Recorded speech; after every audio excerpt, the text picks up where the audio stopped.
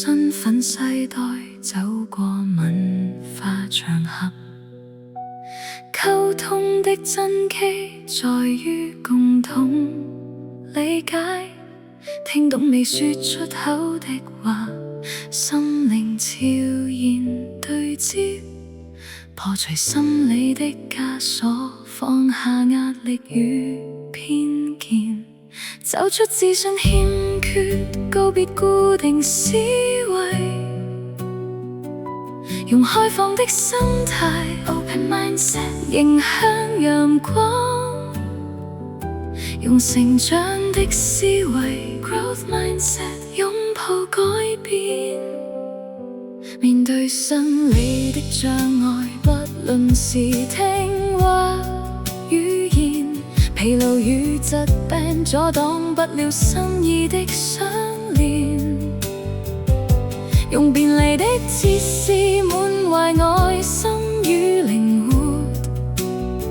讓每一道關卡都化為溫暖的橋樑，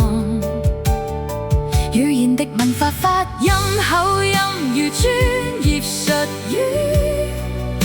用簡明易懂的言語化繁為簡，主動提問搭起明確溝通的線，言語溝通藏着神奇的比例，聆聽分急從聽而不問，假裝選擇到專注聆聽，最終邁向同理心的傾聽，是語調的旋律，速度聲量從音與停等交織出節奏，開放式提問引導思考，封閉式提問確認目標，全神貫注認同對方的情緒，複述並確認，開放式提問打開門窗，這都是同理心傾聽的真相，是無聲的身體語言，面部表情的微笑，數細的延伸，姿態的坦誠，像望聞問切一般細心感知微小的轉變，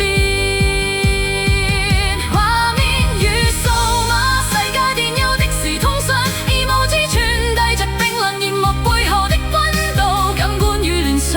連氣味都帶着獨特的記憶，